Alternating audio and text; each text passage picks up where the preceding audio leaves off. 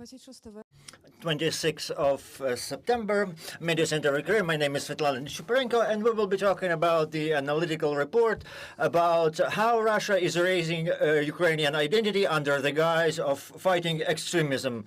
We all know that the Russian Federation is fighting not only on the battlefield since 2014, but also attempts to erase Ukrainian identity as it is, including through youth, through the youth that stays in the occupied territories. This we'll be talking about with Mariia Krasnenko, report author, expert at the Center of Civil Education, Almenda NGO, Tetiana Lychko, Documentarian at the Center of Civil Education, Almenda NGO, and Valentina Potapova, Head of Direction of National Advocacy at the Center of Civil Education, Almenda NGO. Ms. Mariia, please tell us what is this report about? What can we, what insights can we get from it? Hello. Yes. Let's start with submerging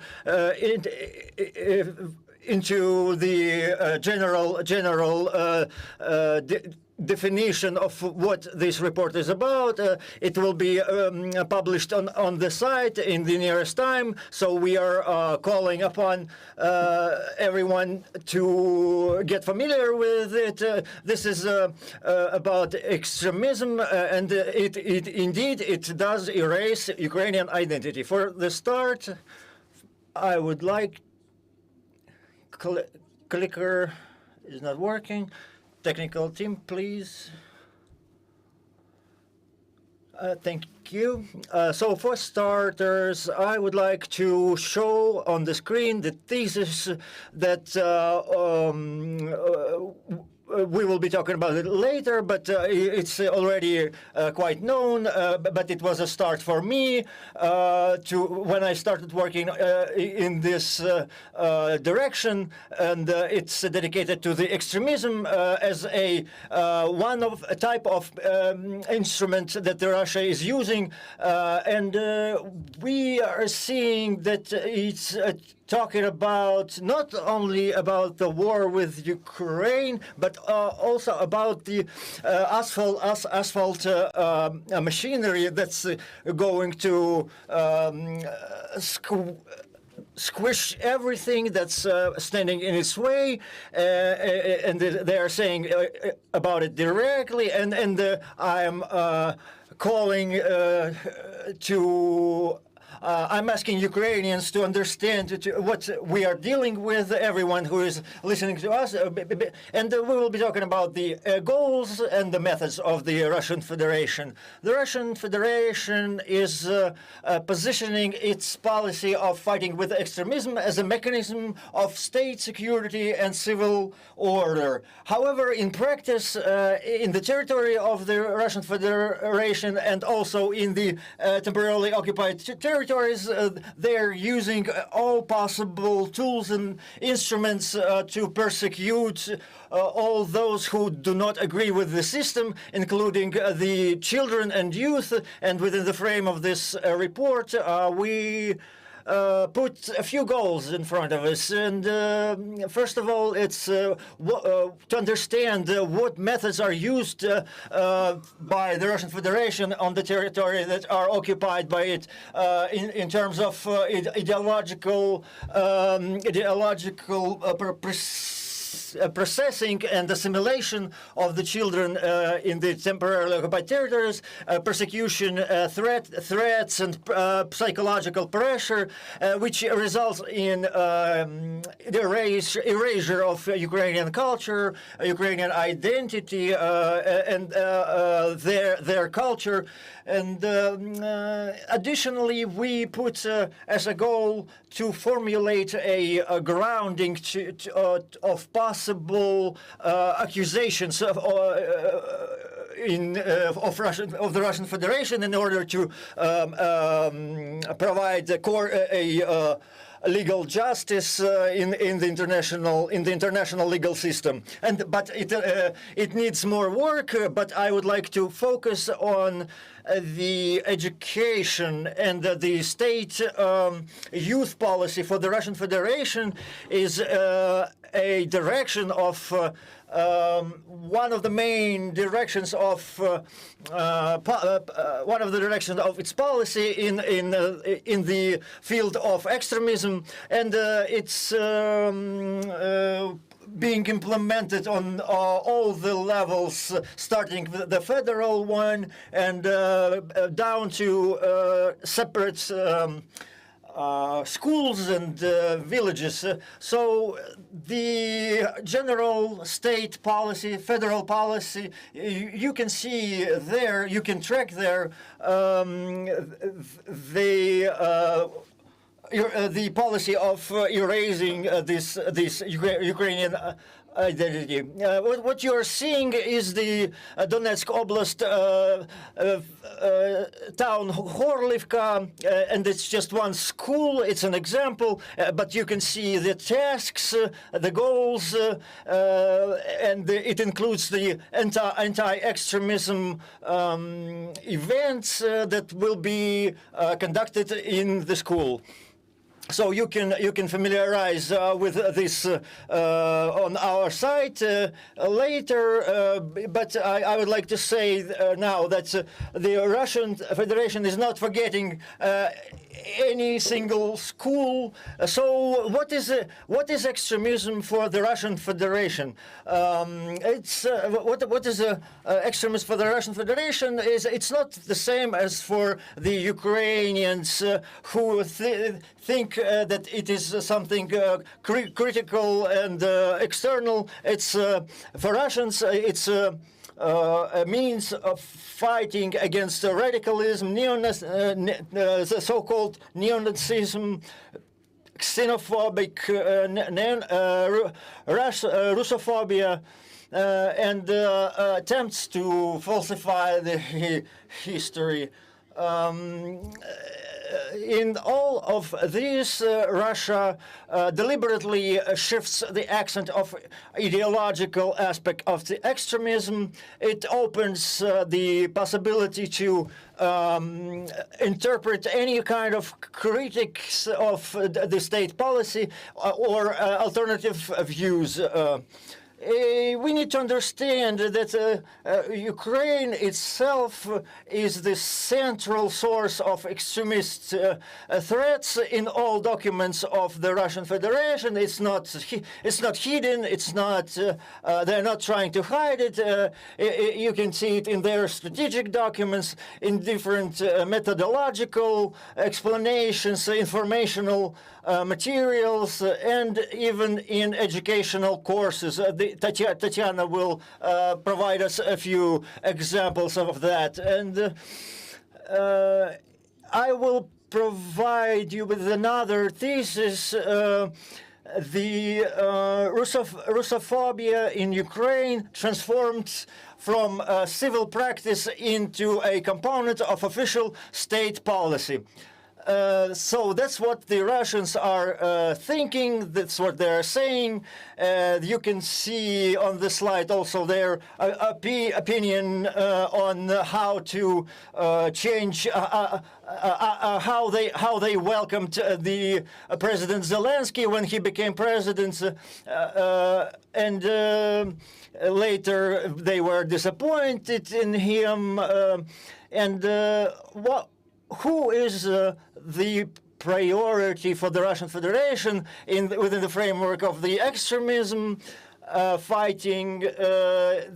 This is migrants, immigrants that arrived to the Russian Federation to work or education, or people that were jailed for terroristical activities, and what's important actually, and why we gathered here today is the focus is put on the youth.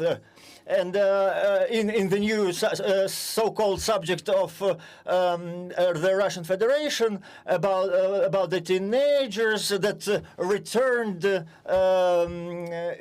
from the occupied territories, and you can understand from this that the priority is not just youth, not youth in general, but specifically the youth of the temporarily occupied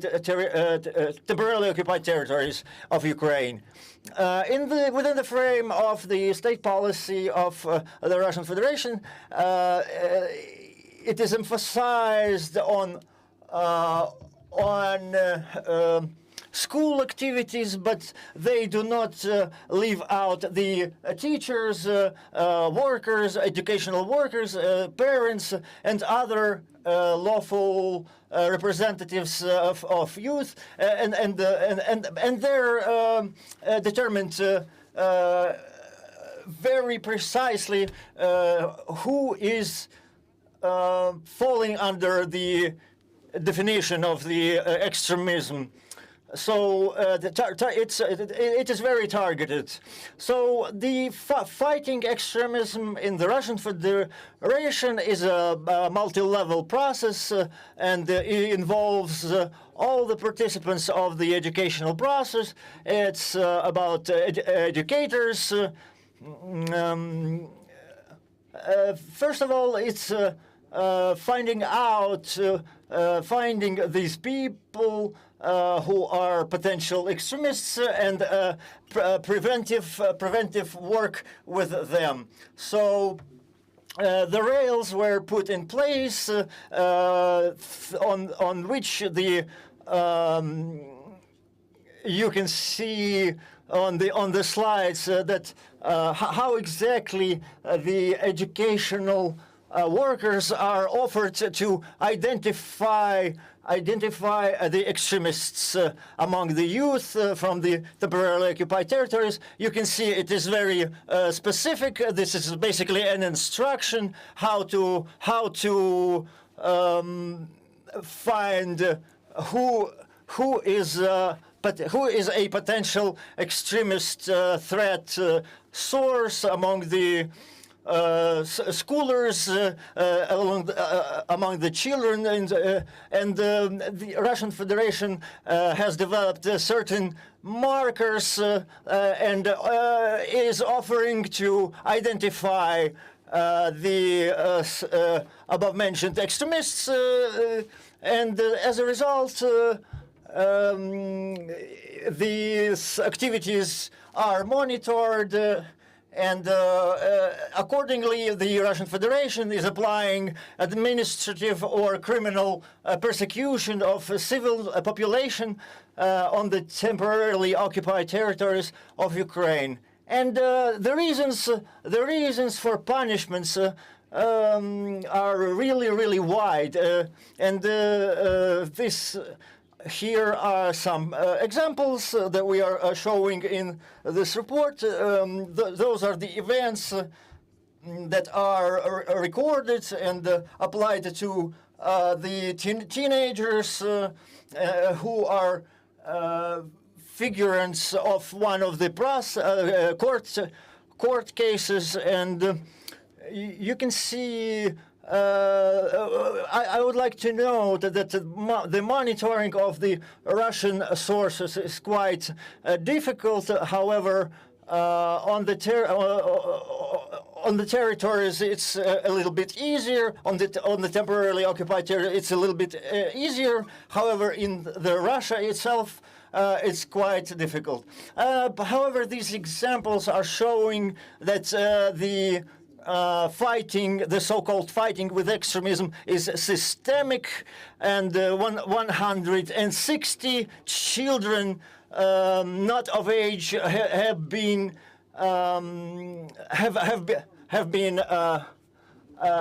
examined in terms of being extremists, and a substantial number of these children were put into a psychological psychiatric ward, which is awful, which is terrible, but we will be talking about it later.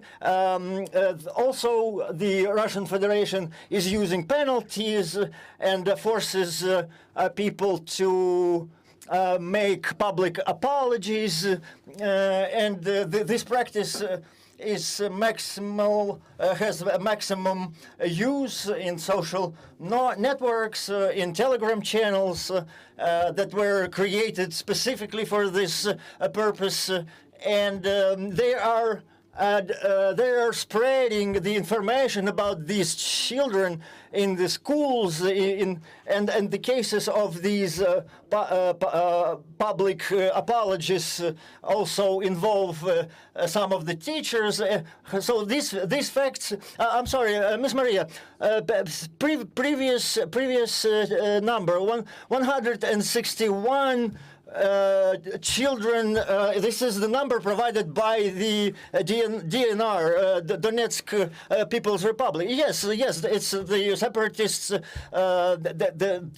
who provided this number. So, of course, the number could be much higher because this is occupational administration of the Donetsk Oblast provided it. The existence of list of terrorists and extremists in Russia as of August this year. 12 people were included that are not didn't come of age and who were taken since 2010 from the temporarily occupied territories, and this list is actually public. It's open, and anybody in Russia can refer to it, branding a person as a terrorist or extremist. And this is not the only thing that we're talking about in this report.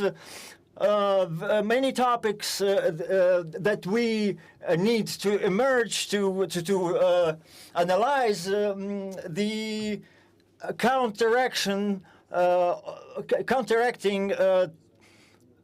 fighting the extremism and preservation of Ukrainian identity on this territory it will be an important question for Ukraine after the war finishes, and the further use of these the plans to use these children against Ukraine are also certain, and the message is the main message is that these actions of the Russian Federation have to be registered, fixed on some hard carrier, and the fighting extremism as a security measure is used in much worse pursuing much worse goals than they are stating. Thank you, Ms. Mariia. Thank you for the examples that you provided, and I propose to further talk about the examples. Can you tell us about the courses, training courses that the Russians are using in the schools? I would like to ask the technical team to show the presentation. I would like to first of all thank Ms. Mariia for analyzing the Russian legal system and this anti-extremist activity. As it was already stated, this system is used in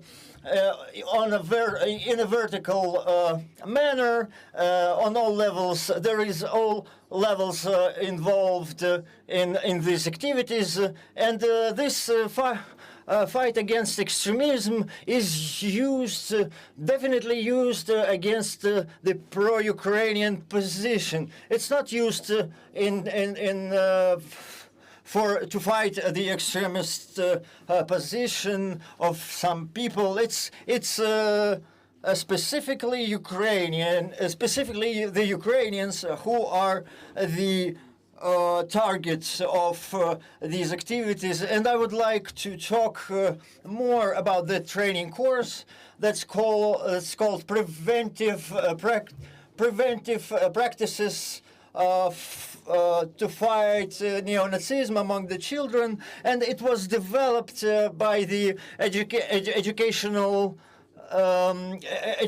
Society of the Russian Federation, is the author of this document, and they are one of the key developers of this document, the preventive measures.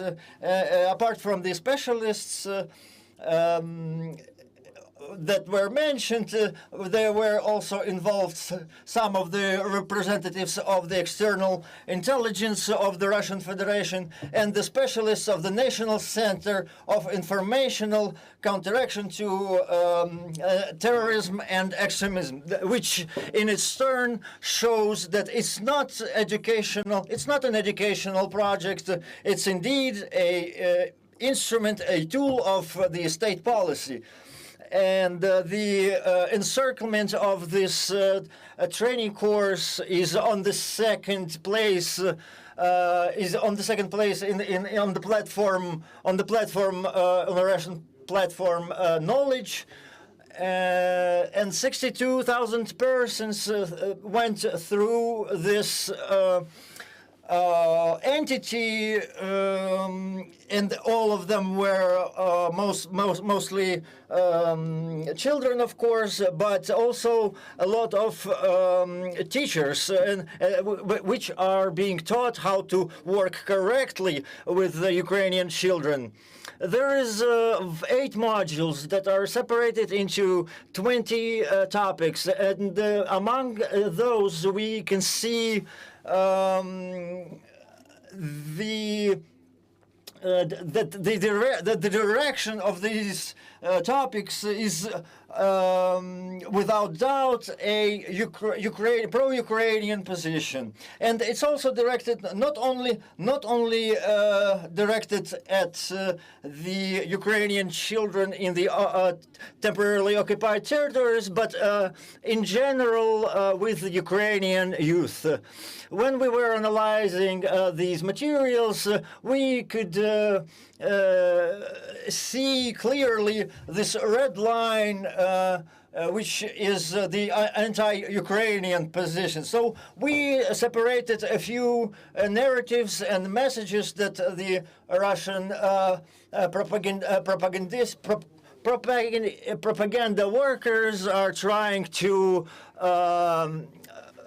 inject into the informational space of Russia and Ukraine. So these narratives are repeatedly used in the course of the whole training course, and the main message in this direction is that Ukrainian patriotism, Ukrainian nationalism is equivalent to the neo-Nazism, and they are calling to fight against it. So the Ukrainian state itself is called artificially created by the enemies of Russia.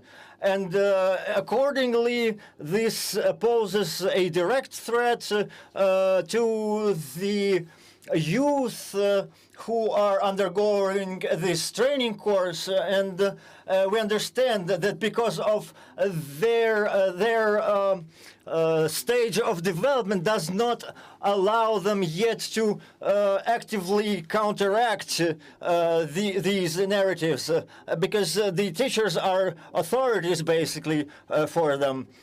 And next block is justification of the actions of the Russian Federation and the creation of the common enemy, an image of a common enemy creation. They're trying to make it look like the Ukraine is doing provocations, and the Russian Federation is positioned, is described as a protector, as a defender, who is fighting against the Nazification of Ukraine by the hands of the NATO organization.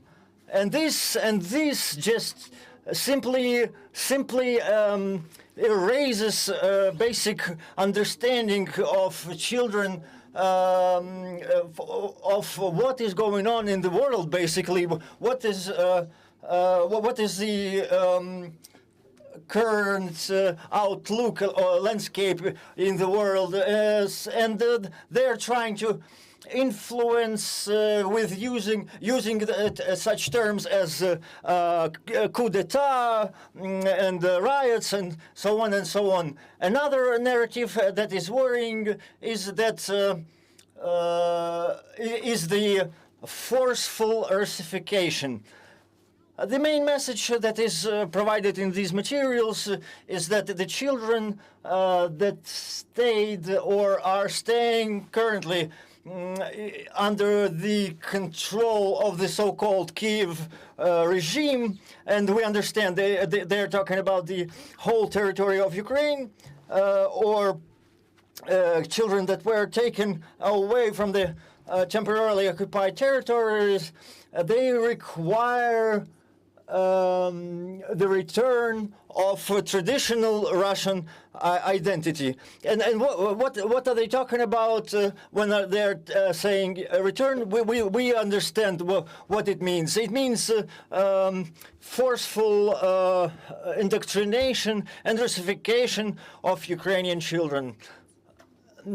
Also, in this block, there are recommendations provided to the teachers, which methods, which tools are supposed to be used to achieve this. And the quote that is provided repeatedly during the course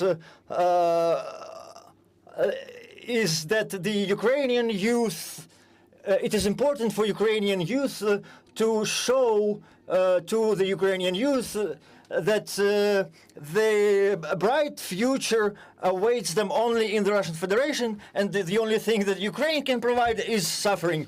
I would like to say that this repetition of these messages is also followed by impressionable illustrations, videos, clips, and they are making, they're emphasizing on these messages that are trying to put these narratives into the consciousness of the target auditory, and the things that we are found out in these documents is basically a sequential indoctrination of Ukrainian children and of youth, and root and weeding out of any kinds of Ukrainian culture. And basically their goal is to get rid of any kind of Ukrainian manifestations in order to prepare them to be ready to sacrifice their lives for the Russian Federation.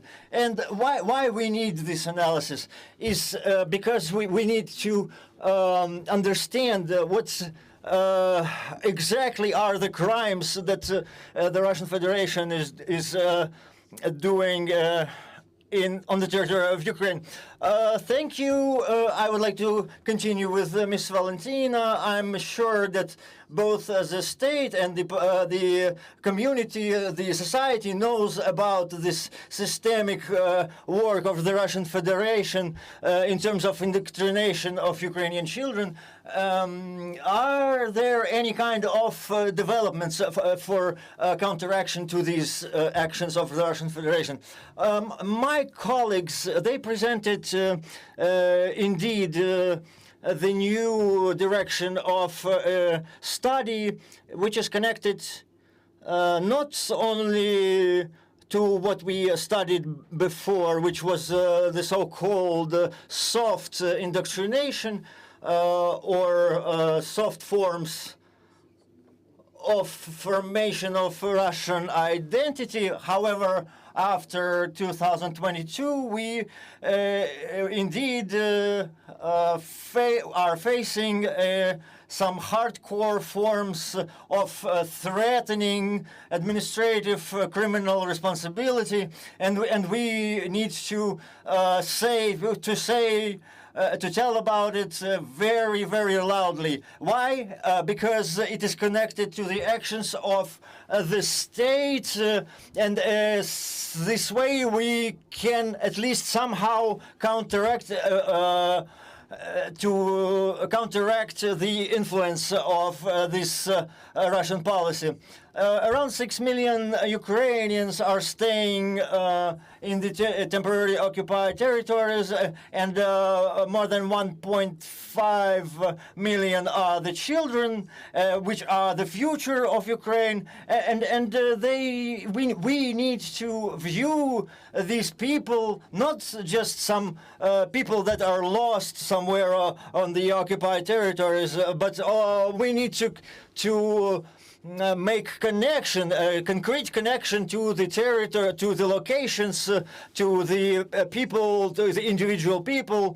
A portion of Ukrainians went abroad, and there is a study that only half is going to return, and we have 6 million in the temporarily occupied territories, and we need to remember about them.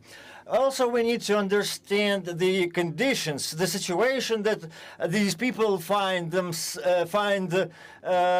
and we need to understand very clearly that the children are staying there under the conditions of constant fear. They are experiencing a constant fear because there is always a possibility that they will be accused of not because of insufficient love for Pushkin or other poets, Russian poets, but for yellow-blue socks that they will wear. It will be administrative or criminal responsibility, and it will involve not only parents but also the youth, the children themselves. Imagine you find yourself in such fear for 11 years straight, and for the temporarily occupied territories it's 4 years. How does it affect the psyche of a child? Well, if in their family you can track Ukrainian culture, language, and if they're speaking Ukrainian language at home, when such a child finds themselves in this environment where the forceful psychiatry could be implemented, or administrative or criminal responsibility. I have flashbacks of the USSR possibly, or maybe a Third Reich or something, I don't know. And this child it starts to perceive its identity as a threat to their lives, and they say I cannot express my identity. I cannot express in my language. I cannot read favorite books. This happens as a first step, and the second step, they are starting to be ashamed of their identity, Ukrainian identity, and they start to socialize and are basically start saying that they are Russians and that they are proud of being Russians, and then they are singing songs at the parties, like for example in St. Petersburg. It was the most terrible thing that I have seen recently, when 17-year-olds are dancing to the song that's from 20th century, not from the 21st century, and then you start being ashamed of your identity, and then this person is basically breaks, and they can't handle it anymore, and they are going to move to Ukraine, and are we ready to understand what psychological conditions is the child in?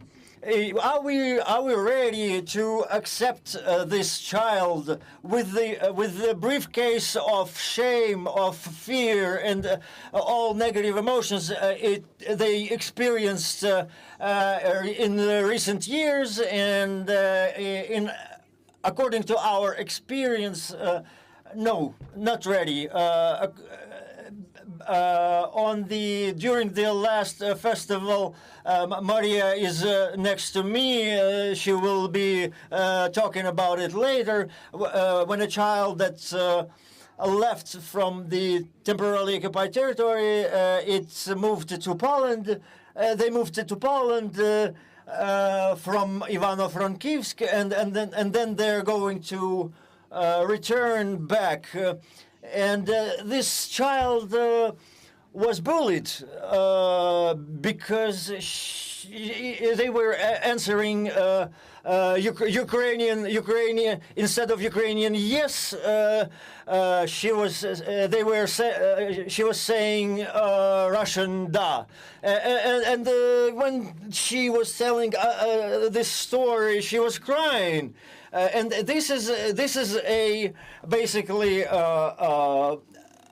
a condemnation of our society. And when somebody asks what we need to do, we need state-level monitoring of all our people who stay on the territory of the temporary territories. And I'm not saying it's only should be focused on the children. It has to be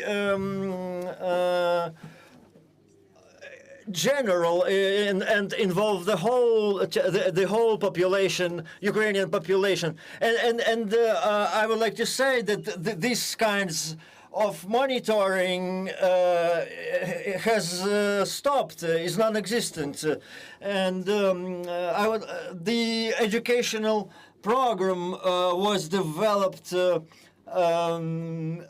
for the children that stay in the temporarily occupied territories, and they're providing this course through the internet, and this is a good step from on part of the Ministry of Education of Ukraine, and the only thing that's missing in this program is Ukrainian lingual and cultural particularities. We need to remember that if somebody finds out that they're undergoing this training course, they will be accused of extremism, and they will be in danger. And we can say about the numbers that we have. In 2022, the online education on the temporarily occupied territories, 35,000 children it's 12,000 less than 4 years ago, and we see that the number is decreasing. So why these numbers aren't fitting? They show that these numbers should be determined not by the journalists but by the state in order to avoid such inconsistencies. So what I would like to put emphasis on is that we cannot build a house starting with the roof. So let's try finally. Let's try and see how after the foundation of a building is built, what can be done further. All these things that we study, all these numbers, we are trying to provide them to the teachers. We are doing the webinars, and we are telling that children that return from the occupation are the victims of the situation I would not wish to anyone. So we are doing trainings for those teachers, and there are 3 components in this training course. We need to make our teachers understand the situation of those children. The second component, it's connected, it's related to not only to the media, it is also important, however, it is more it is connected to a more difficult phenomenon, which is called post-truth, which is connected to the informational bubble. And just try for a second to imagine that you stayed constantly in an informational bubble where the Putin is the greatest president, the Russian Federation is undefeatable, and then they move to another informational bubble where Putin is. I will skip this cussing word. And can you do it like that, just to transition from one informational bubble to another? Do we have studies that are involving the study of the post-truth? It is a very complex phenomenon, and such studies are very rare and scarce. And but our organization has some developments in this direction. This is an article that I talked about, and some of the training courses that the and this was the second component, and the third component is the psychological aid to these children. It's return of identity, restoration of identity, but not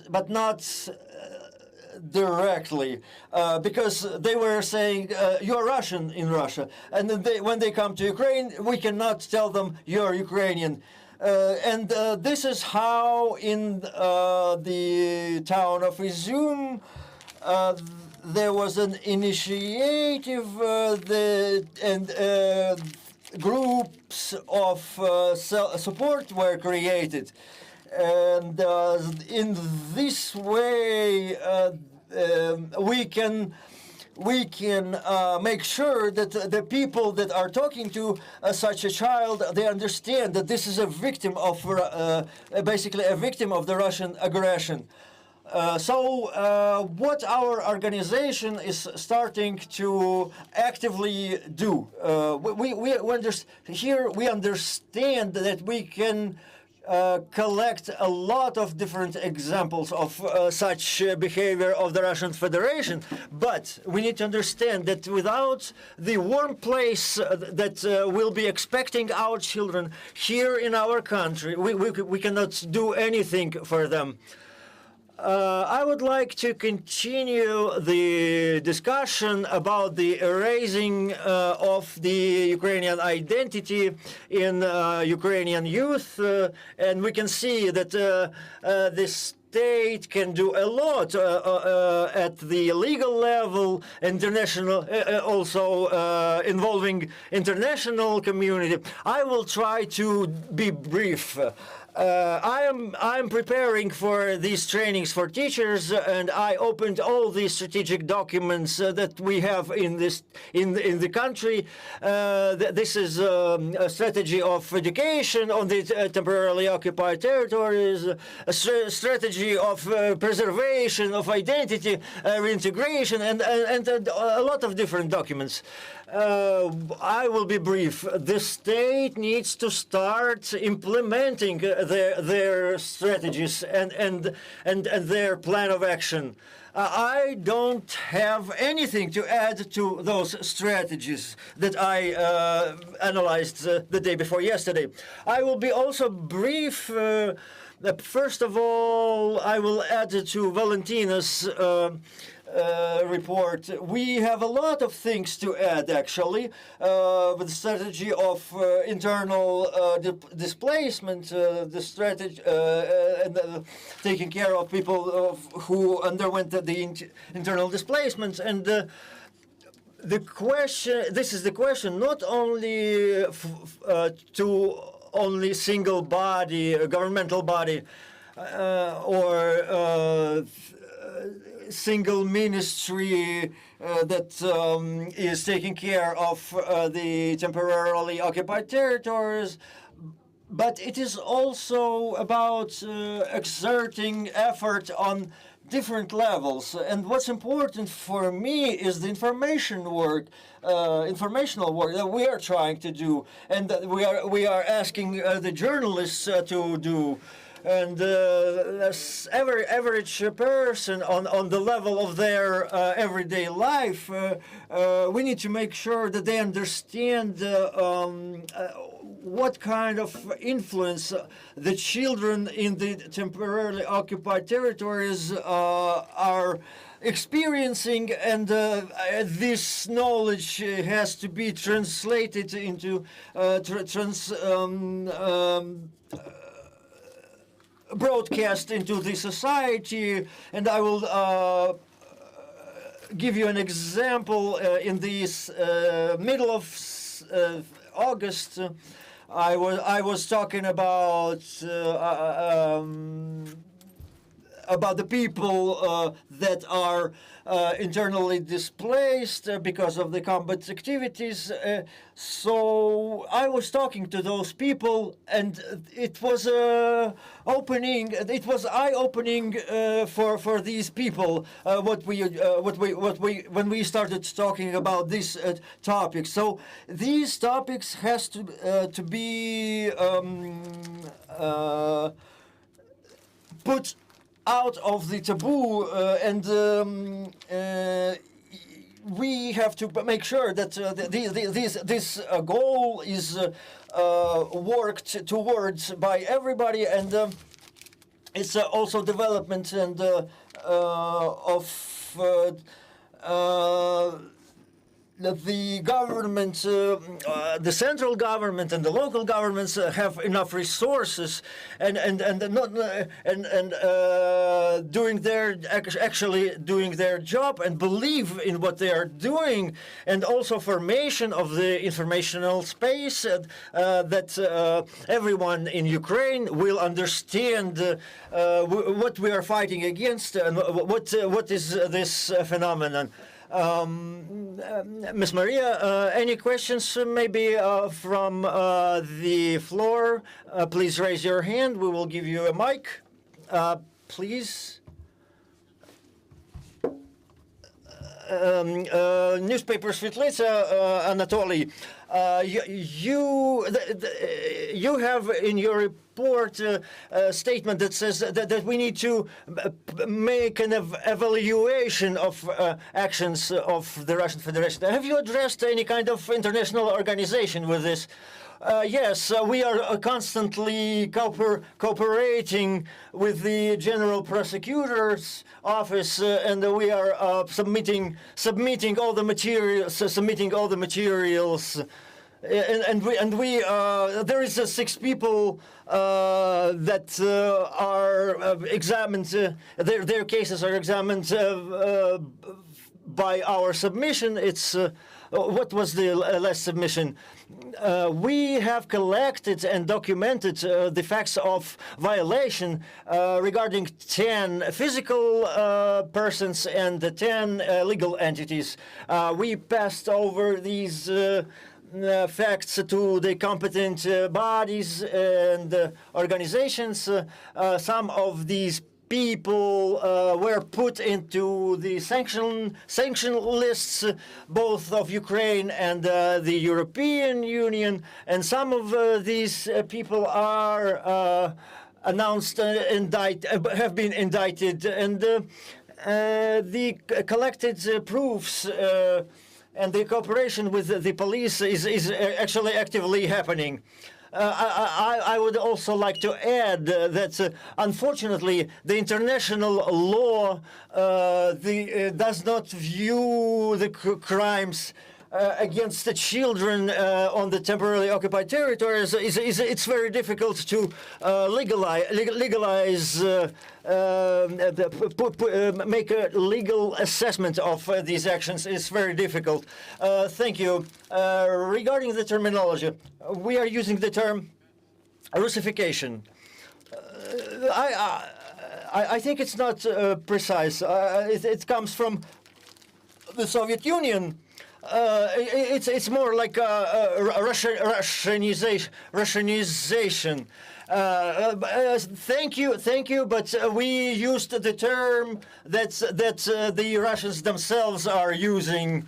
So that's what the interpretation of the Russian Federation is. We tried to keep their terminology to preserve the understanding of these terms by the Russian speaking readers. Any kind of questions? Thank you to all our experts for this report, and I really do hope that on the state level these strategies start to be implemented and that the society is ready to talk to the children, to these people. And I will remind you that we have presented the analytical report how Russia is fighting against the Ukrainian culture under the guise of extremism, and later on we will be returning to the topic of rehabilitation of the military personnel, and stay with us.